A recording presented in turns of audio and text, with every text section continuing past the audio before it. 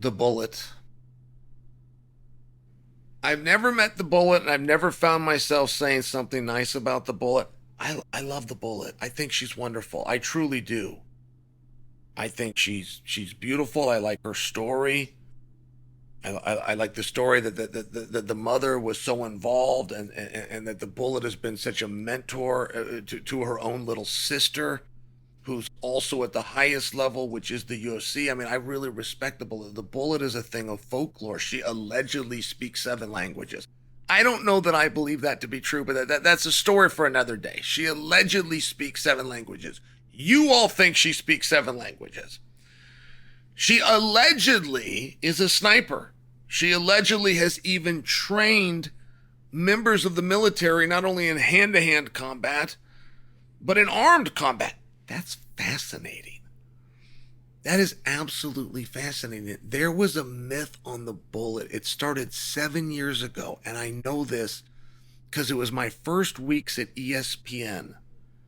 And at ESPN, before MMA was huge, we were trying to teach and educate our fellow employees at ESPN, our fellow writers and our editors and our producers and our directors. We were trying to educate them on what this sport is that ESPN has now acquired. And I was part of going and running these classes. And I remember telling them about the Bullet.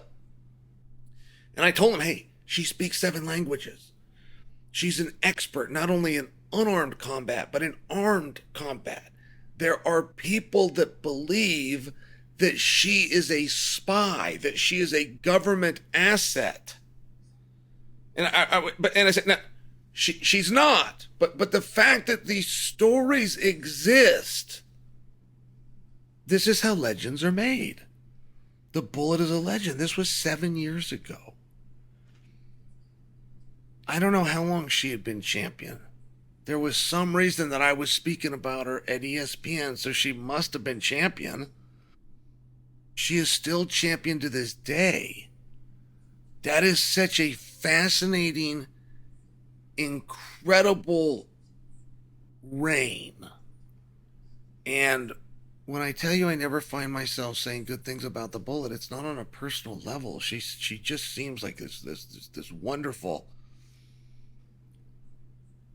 But she has a record.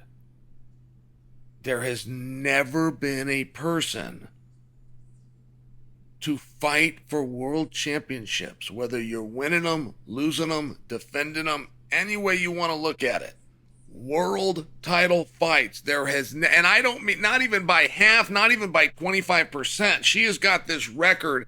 It is very unlikely to ever be beat in my lifetime. It is one of the most secure records in all of MMA.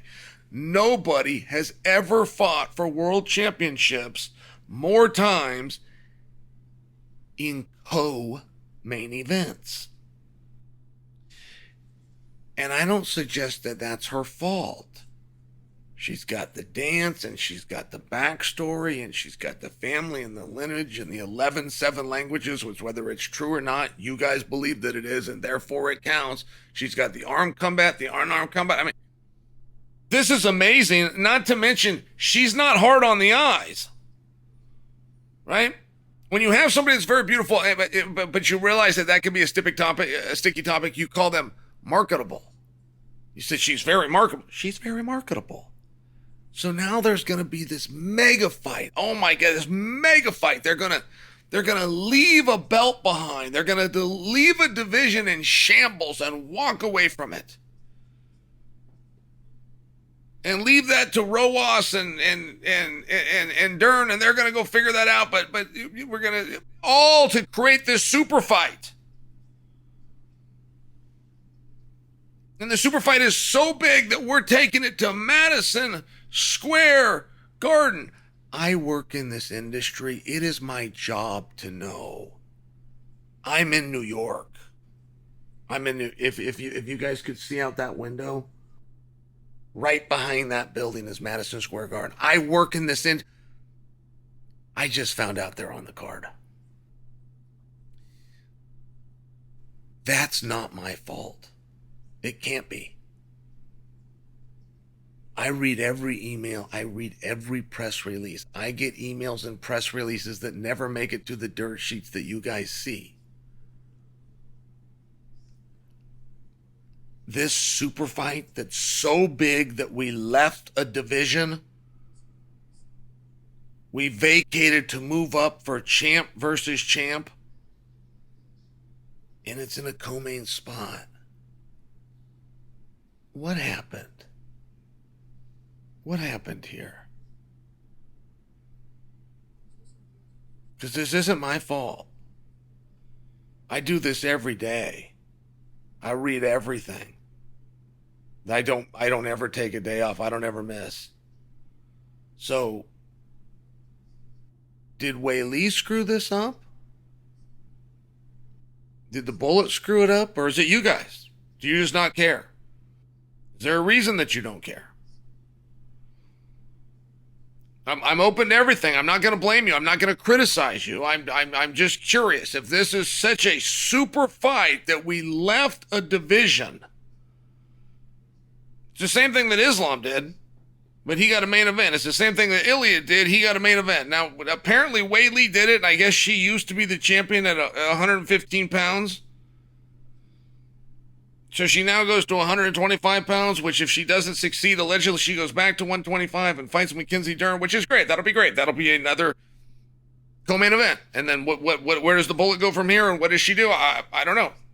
I don't know. I'll probably find out 6 or 7 days before it happens, and I'm sure it will be in a co-main event. And I will just tell you, if I would not accept that. I would not accept that. I'd be having a real hard talk with my managers. We would be having a group meeting, and we would have a real clear talk that this changes or I'm cleaning house. And that talk would not happen 7 years into it. That talk would have happened 6 years ago. Whose fault is it that I just found out they're fighting? You tell me. Whose fault is it?